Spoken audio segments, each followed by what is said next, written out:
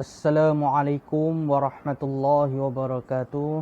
Alhamdulillahi rabbil alamin. Hamdan katsiran tayyiban mubarakan fih. Rabbi shrah li sadri wa yassir li amri wahlul 'uqdatam min lisani yafqahu qawli, amma ba'. Apa khabar semua? Alhamdulillah, sekali lagi kita berjumpa dalam pembelajaran kita, pembelajaran online secara PDPR. InsyaAllah hari ini kita akan teruskan seperti mana kita janji pada minggu lepas, sambungan kita untuk tajuk yang baru, tajuk yang besar, iaitu mengenai Tauhid sifat 20 bagi Allah. Sifat 20 bagi Allah Subhanahu Wa Taala. Okey, sebelum ni kita dah berjaya, Alhamdulillah kita dah habiskan tajuk besar yang pertama, iaitu beriman kepada Rasul. Dan kita minggu lepas kita dah ulang kaji semua tajuk itu. Ustaz harap semua pelajar dapatlah memahami, dapatlah betul-betul hadam apa yang telah kita belajar. Semoga ilmu yang kita pelajari, ilmu yang kita dapat akan menambahkan lagi keimanan kita kepada Allah dan para Rasul. Okey, insya-Allah hari ini Ustaz akan teruskan pembelajaran kita. Kita akan masuk pada perbincangan tajuk sifat 20 bagi Allah Subhanahu Wa Taala. Okey, sebelum tu Allah Subhanahu Wa Taala ni dalam ilmu tauhid ni dia mempunyai asmaul husna, iaitu nama-nama yang indah. Asma wa sifatul husna, mana nama dan sifat bagi Allah ni yang indah. Kan setiap mana kali perhimpunan, setiap kali kita ada majlis, kita mengalunan, iaitu kita panggil asma husna. Mana alunan asma husna yang mempunyai 99 nama yang indah. Bermula daripada Ar-Rahman sehinggalah berakhir dengan As-Sabur, mana nama-nama dan sifat Allah yang indah itu ada 99. Okey, hari ini pembelajaran kita mengenai sifat 20. Okey, sifat 20 ni terbitan daripada nama-nama Allah 99 juga. Cuma kita dalam ilmu tauhid ni dia khususkan, mana kita hanya belajar 20. Okey, kalau ikutkan kisah macam mana terbitnya ilmu sifat 20 ni panjang, iaitu dalam ilmu mantik dan ilmu tauhid ni panjang, mana bermula dengan penjajahan ideologi oleh ahli-ahli falsafah Yunani, yang mana merosakkan pemikiran orang ramai ni mengenai Islam secara logik akal, berfikir secara logik akal dengan hujah akal. Contohnya, mana ia menggunakan sifat Allah ni menggunakan logik akal, maka Imam kita, Imam Ghazali telah memunculkan, mana kita membetulkan ideologi itu menggunakan balik sifat-sifat Allah ni untuk melawan hujah dia. Jadi muncullah sifat 20 yang mutasyabihat ni, yang mana Imam Ghazali ni telah bertanggungjawab lah dia untuk menyelamatkan akidah umat Islam. Dia telah menyenaraikan sifat 20 ni untuk menjawab balik cara ilmu mantik, ilmu logikal. Itu sedikitlah daripada pengenalan mana terbitnya sifat 20 bagi Allah ni. Okey, sebelum kita masuk, okey, buku teks Tauhid tahun 4 awak boleh tengok pada muka surat 8 hinggalah muka surat 25. Okey, nanti kita tengok pembagian-pembagian dia. Okey, sebelum tu kita akan tengok apa sifat 20 bagi Allah tu. Mana tajuk dia pada hari ini, Sifatullah wa Ishrun. Sifatullah Ishrun, maknanya sifat 20 bagi Allah. Okey, kita tengok keseluruhan dulu ya. Okey. Ustaz di sini, Ustaz nak bagi nak kongsilah macam mana kita nak mudah ingat sifat 20 bagi Allah ni. Okey, pernah tak semua dengar lagu mengenai sifat 20 bagi Allah? Jadi Ustaz akan lagukan sikit, mana secara spontan lah, mana pun tak ada latar apa semua. Okey. Allahu judkidam baqa muqalafatuhu lil hawadis qiyamuhu bin nafsi wahdaniyah qudrah irada ilmul hayya sama' basa كلام قدرا مريدا علما حيا سميعا بصيرا متكلما Allahu Allahu Allahu Allah, Allahu Allahu Allahu Allah, Allahu wujud qidam baqa muqalafatuhu lil hawadisi qiyamuhu bin nafsi wahdaniyah qudra irada ilmul hayya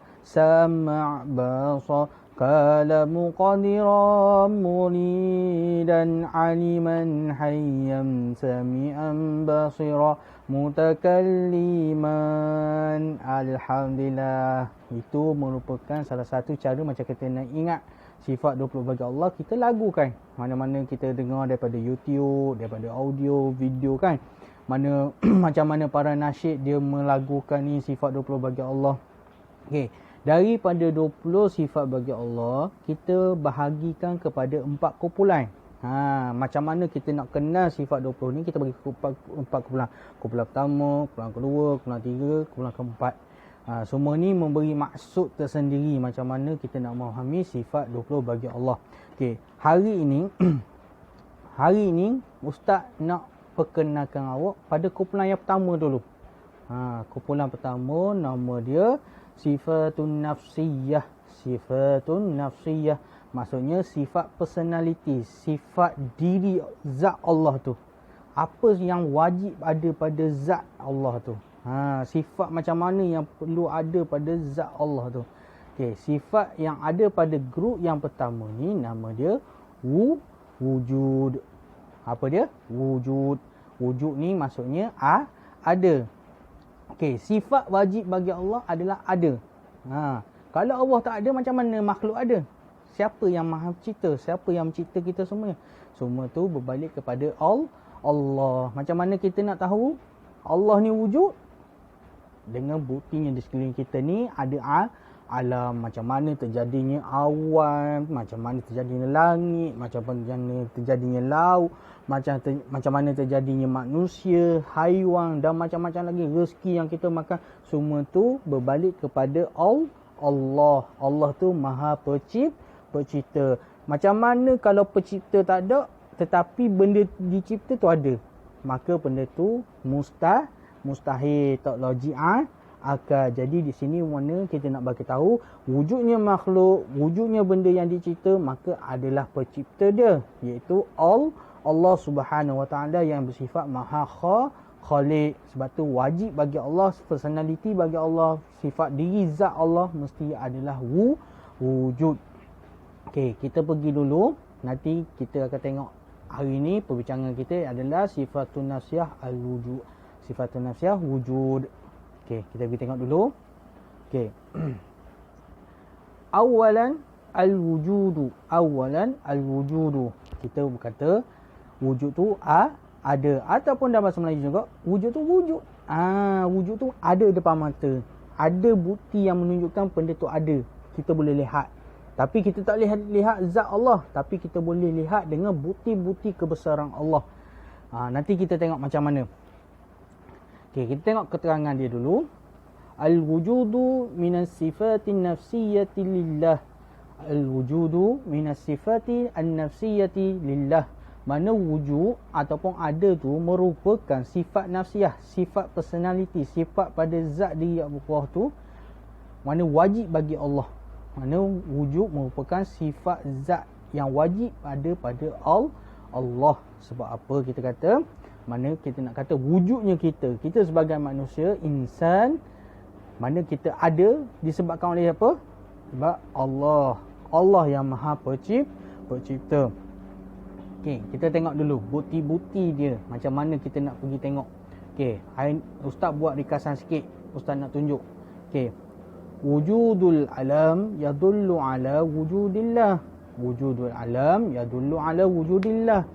Kita nak bagi tahu wujudnya alam, mana adanya alam semula jadi sekitar kita. Kita tengok pada pokok, kita tengok pada sungai, kita tengok pada haiwan, kita tengok pada burung-burung yang terbang tu. Mana adanya makhluk-makhluk ciptaan Allah ni, itu menunjukkan adanya Allah. Sebab apa tadi Ustaz kata? Sebab Allah tu maha pencipta. Okey, kita tengok apa alam ataupun apa makhluk yang ada di sekeliling kita.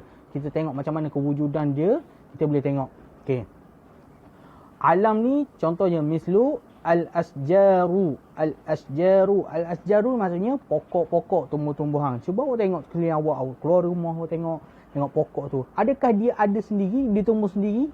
Tak. Semua tu dengan rahmat Allah. Allah yang menumbuhkan, Allah yang memberi makan dan memberi kesuburan kepada pokok tu untuk hidup.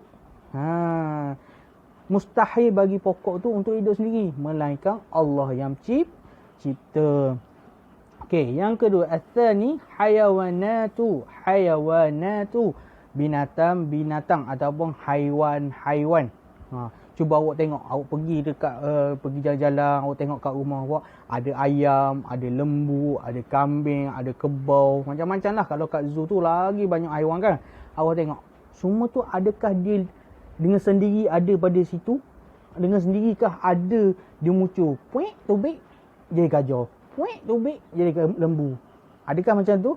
Tak, semua itu berbalik kepada Allah. Allah yang ciptakan dia. Macam mana Allah menciptakan sesuatu makhluk tu melalui sistem proses dia untuk kejadian tu. Nanti awak belajar dalam sains, awak akan jumpa macam mana tumbuhan tu membesar, macam mana haiwan tu boleh membiak. Semua tu berkait dengan ilmu sains. Sebab tu sains dengan tauhid ni seperti adik-beradik, berkaitan. Tauhid ni nak beriman dengan dia, ada benda yang kita boleh tengok pada ilmu sains, ada benda yang kita berkaitan dengan hati. Okey, yang ketiga, al-biharu. Al-biharu maksudnya lautan. Cuba awak tengok dekat di pantai, dekat sungai, macam mana air tu boleh ada, macam mana air tu tak kering. Itu semuanya berbalik kepada kuasa Allah. Sebab itu alam. Allah jadikan alam, itu menunjukkan Allah tu ada. Dan yang keempat, An-nasu ni maksudnya manusia. Kita lah manusia salah satunya. Macam mana kita boleh ada? Adakah kita keluar tubik jadi? Contoh macam ustaz keluar jadi Suhaidi terus. Adakah macam tu? Tak. Kita ni ada proses dia. Kita diciptakan melalui Nabi Adam. Nabi Adam diciptakan daripada tanah. Lepas tu dimasukkan roh. Daripada Nabi Adam berkahwin dengan Siti Hawa. Dan Siti Hawa tu membiaklah anak-anak sampailah keturunan kita. Kita dilahirkan oleh ibu. Daripada ibu tu kita dilahirkan, dibesarkan sehinggalah kita mati. Semua itu mempunyai proses. Ada sistem, ekosistem dia lah dalam kehidupan ni. Itu berkaitan dengan sains, ilmu sains juga. Nanti kalau awak nak tengok mana nak mengkaji ilmu tauhid ni, boleh tengok daripada ilmu sains. Kita ambil sikit, kita tengok. Ni kebesaran Allah. Bahawa Allah dia menjalankan sistem-sistem dia, menunjukkan kebuktian wujudnya Allah. Adanya wujud Allah di atas dunia ni. Allah menciptakan segala alam untuk membuktikan bahawa wujudnya alam, wujudlah Allah. Adanya alam ni menunjukkan bukti bahawa Allah itu ada. Tapi kita tak boleh. Kita nak persoalkan, kita nak timbul, Allah ada di mana? Kat mana? Bagaimana? Macam mana? Semua itu tak boleh. Itu dia panggil iman kufur. Iman yang mana? Iman yang lemah, suka mempersoalkan. Perkara sami'ah, perkara ghaib, perkara yang dia kata berkaitan dengan perkara yang tak nampak dengan mata kasar ni, kita wajib beriman dengan hati. Sama juga dengan hari akhirat. Perkara yang tak jelas lagi, perkara yang kita tak boleh nampak dengan mata kasar kita, tapi benda tu akan terjadi. Allah dah bagi tahu, Nabi dah bagi tahu. Sebab benda tu kena percaya dengan hati. Sebab tu dia termasuk dalam pada rukun iman. Rukun iman ni berkaitan dengan hati kita.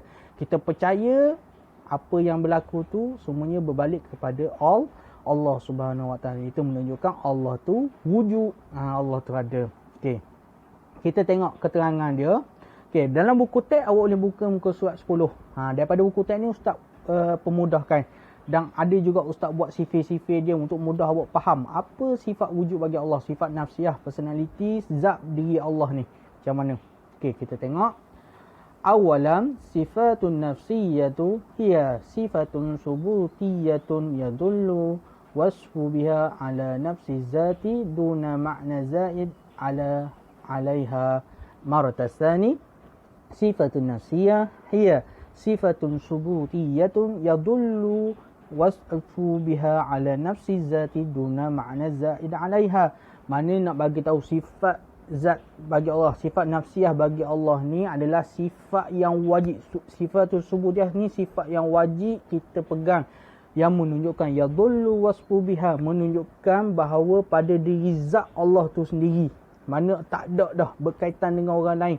Mana Allah wujud tu pada dirinya zat dia tu sendiri. Allah mana wujud pada zat dia sendiri. Duna ma'na zaid alai. Mana tak ada dah berkaitan dengan tambah mana pertolongan lain. Tak ada. Mana zat nafsiyah. Mana diri Allah wujud sejak azali lagi. Itu kita kena pegang. Tak ada. Macam kita ni, kita wujud bukan kena wujud sendiri. Tak sama dengan Allah. Laisa kamislihi syai'. Mana Allah ni tak sama dengan sesuatu makhluk dia. Kita ni wujud disebabkan ibu yang melahirkan kita. Kita wujud ni sebab datangnya daripada Nabi Adam. Semua tu ada asal dia, ada awal dia. Tapi maksudnya sebutian ni Allah ada wujud sejak azali. La awalhu la akhiruhu. Mana Allah tak ada perawalan dia, tak ada perakhiran dia. Mana wajhu rabbika dzul jalali wal ikram, mana kekalnya zat Allah ni selama-lamanya, begitulah. Azal ni mana wujud daripada dulu lagi. Mana sebelum ada apa-apa lagi. Allah ni dah ada dah pada zat dia. Tu nafsiyah, wujud diri Allah tanpa ada mana bantuan atau apa, ada perawalan dan perakhiran. Itulah maksud dia secara orang panggil tuntaslah, secara ijmal, secara sempurna. Mana sifat nafsiyah ialah sifat wajib yang menunjukkan zat diri Allah tu ada tanpa ada perkara lain yang membantu ataupun yang berkaitan, bergantung kepadanya. Gitulah. Mana Allah tak bergantung dah kepada siapa-siapa. Allah ada sejak azali lagi wujud. Okey. Al-thaniyan wujudullah wujuduz zatiyun li'anna la awwala lahu wa la akhiruhu. Mana wujud Allah ni wujud zati. Mana Allah wujud Allah ada ni pada zat dirinya. Mana ada Allah tu ada zat dia. Sebab tu kita baca kan Asma' Husna tu ada 99. Macam mana zat Allah, Ar-Rahman, Ar-Rahim. Mana sifat Allah tu menunjukkan dia ada. Mana Allah ni ada pada semua. Pada kita nak meminta, kita nak mohon, kita nak membelah kasihan, semua tu Allah ada. Li'anna la awala lahu wa la akhiru. Mana Allah ni tak ada awal, tak ada akhir. Mana Allah ni tak seperti makhluk. Kita pada perawalan kita ni adalah mak kita melahirkan, ibu kita melahirkan. Itu perawalan kita. Dan perakhiran kita sebagai makhluk adalah binasa ataupun mati. Tapi Allah tak. Allah ni tak ada awal, tak ada akhir. Mana Allah ada sejak azali dan Allah tak pernah mati dan Allah tak pernah binasa. Kita boleh tengok dalam surah Al-Ikhlas ataupun surah Qul Allahu Ahad, yang mana-mana kita dah baca setiap hari, setiap pagi, setiap petang kan. Kita baca Qul huwallahu ahad Allahus samad lam yalid wa lam yulad wa lam yakul lahu kufuwan ahad. Maksud dia, Qul huwallahu ahad, katalah wahai Muhammad, yang Allah telah wahyukan kepada Nabi Muhammad, katalah wahai Muhammad, Allah itu Maha Esa, Allah itu satu. Allahus samad, pada Allah lah jua tepat yang kita meminta. Lam yalid wa lam yulad, dan Allah ni tidak diberanak dan tidak diperanakkan. Mana Allah ni tak dilahirkan dan Allah juga tidak memberi zuriat. Allah tak ada isteri, tak ada anak, tak ada. Allah tu satu, Allah tu tunggal. Kalau dulu ustaz dalam kelas, ustaz boleh lihatkan contoh macam mana kalau Allah dikatakan lebih daripada satu. Allah ni ada keturunan dia. Apa jadi pada dunia ni? Mudah. Tapi hari ni ustaz minta maaf, ustaz boleh nak tunjuk macam mana logiknya ilmu sains ni kalau kita kata Allah tu lebih dari satu. Cuma kita boleh pegang Allah ni satu, tak ada dua, tak ada tiga, tak ada empat. Allah ni satu. Allahu Ahad. Sebab tu kita dalam kalimah syahadah ataupun kalimah tauhid, la ilaha illallah, mana kita menafikan dan mengisbatkan. Kita kata tak ada Tuhan dah. Mana tak ada Tuhan selain daripada Allah. Allah je satu. Kita nafi dulu Tuhan selain. Untuk masuklah mana Buddha ke Cina ke, Tuhan dia tu kita tolak tepi. Cuma illallah kita mengisbatkan, kita berpegang, kita teguhkan kepada Allah. Mana Kita nak tunjukkan Allah la awwala lahu wa la akhiru. Mana Allah ni tak ada awal, tak ada akhir. Lam yalid wa lam yulad. Allah ni tak diberanakkan dan tak beranak. Mana Allah tak dilahirkan dan Allah tak memberi zuriat. Mana Allah satu. Mana benda sini boleh tertolaklah hujah yang selama ni kita dengar ceritakan. Yang mana kata Allah ni ada anak, Allah ni ada keturunan, Allah ni ada 3, ada 4. Semua tu tertolak. Sebab apa? Allah tu ahad. Lam yalid wa lam yulad. Okey. Poin yang ketiga kita tengok. Yang ni sifat yang ustaz memasukkan macam mana kita nak faham. Kita nak bezakan antara Allah dan makhluk dia. Wujudul makhluqati fihi awalihi wa akhirihi li'anna Allah al-khaliqu. Maksudnya wujudul makhluqati fihi awalihi wa akhirihi li'anna Allah al-khaliqu. Mana wujudnya, adanya makhluk ciptaan Allah ni, padanya ada awal, adanya akhir. Mana kehidupan makhluk ataupun kejadian alam ni ada awal dia dan ada perakhiran dia. Kerana Allah tu maha pencipta. Sebab apa? Allah yang cipta makhluk tu. Contoh dia, ustaz buat. Yang pertama, al-ummu yalidul walada. Al-ummu yalidu al-walada. Ibu melahirkan anak. Ibu melahirkan anak. Okey.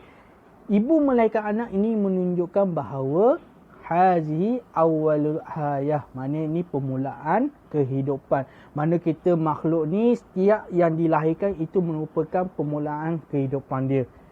Dia ada awal dia. Tapi Allah tak lam yalid wa lam yulad. Allah tak diberanakkan. Mana Allah tak ada seperti kata ibu dia beranak. Tak. Allah tu ada zat dia sejak azali lagi. Allah wajib wujud pada zat dia sejak azali. Berbeza dengan makhluk. Makhluk ni Allah cipta. Allah khaliq. Mana Allah jadikan. Mana nak membezakan dengan makhluk ni, Allah datangkan. Mana ibu melahirkan. Mana permulaan kehidupan dia.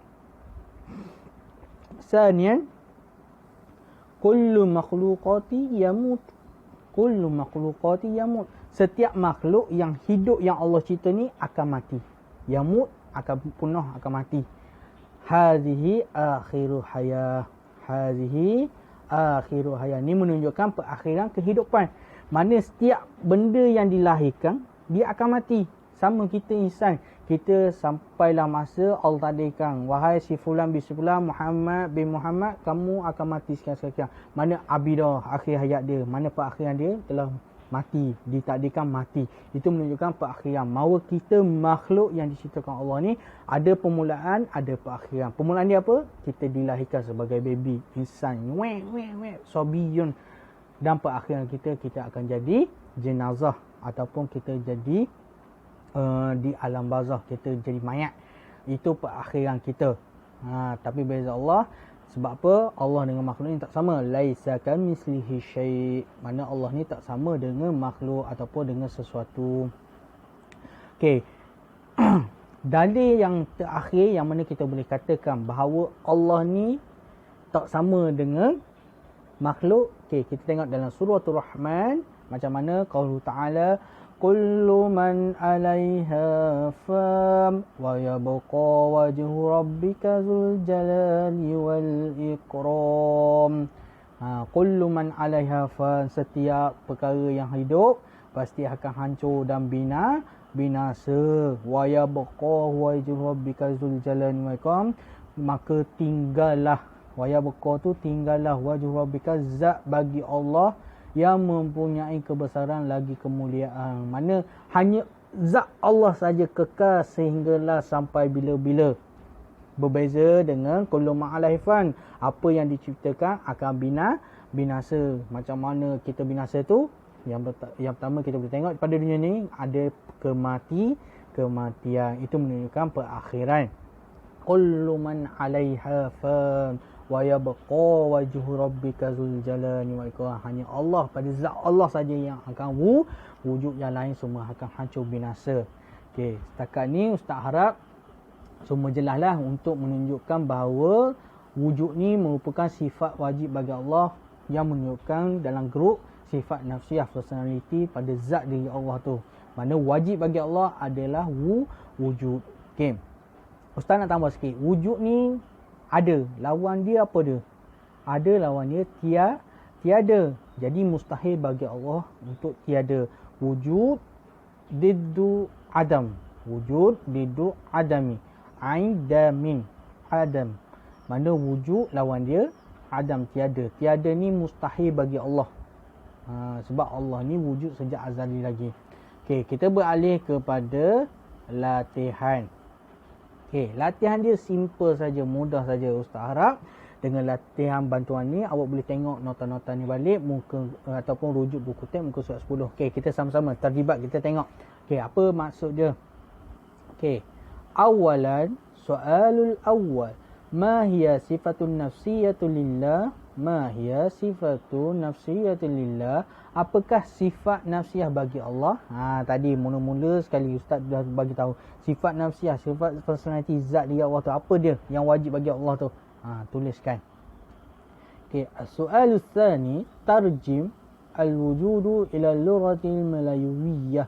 Martasani tarjim al-wujudu ila al-lughatil malayuwiyah. Okey, terjemahkan dalam bahasa Melayu. Okey, soalan kedua ni suruh terjemahkan al-wujudu ke dalam bahasa Melayu. Okey, wujud maksud dia apa dalam bahasa Melayu? Okey, tadi dalam nota atas pun, dalam buku teks pun ada benda ni. Ustaz Arab boleh jawab Okey, soalus tsani. Soalus tsalis akmil al-firaghati al-atiyah. Akmil al-firaghati al-atiyah. Okey. Penuhkan, lengkapkan al-firaghati, tempat kosong yang berikut al-atiyah. Okey, lengkapkan. Okey, tengok alif. Okey, alif. Okey, poin-poin ni semua ada dalam nota. Wujudu wujudu zatiyah li'anna la apa dia? Lahu wala apa dia? Yang ni ada daripada nota tu, awak boleh tengok. Boleh tengok pada nota. Sebab Ustaz ambil je, Ustaz kosongkan. Okey, yang ba pun sama.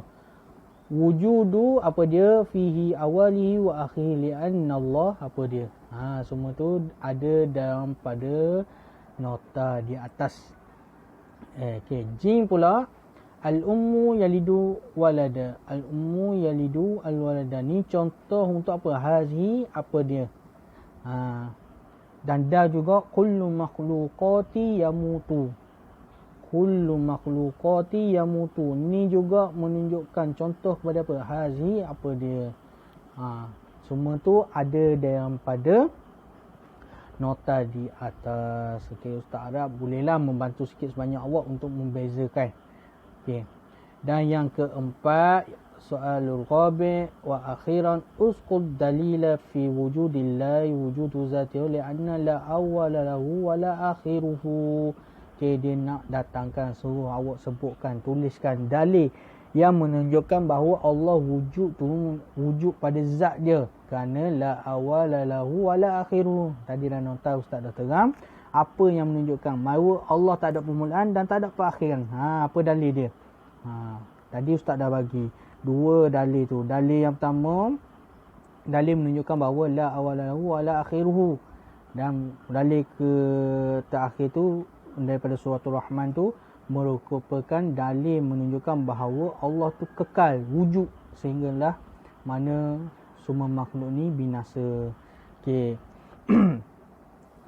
Ustaz harap daripada pembelajaran hari ini awak semua bolehlah mana memahami sedikit sebanyak apa yang kita telah belajar, apa yang telah kita dapat pada hari ini, supaya awak hadam betul-betul sifat bagi Allah. Sifat 20 bagi Allah, yang pertama wajib fi nafsiyah dia pada zat dia Allah tu adalah wujud. Sifat wajib yang pertama bagi Allah adalah wujud, ada. Mana kita pegang bahawa Allah tu ada.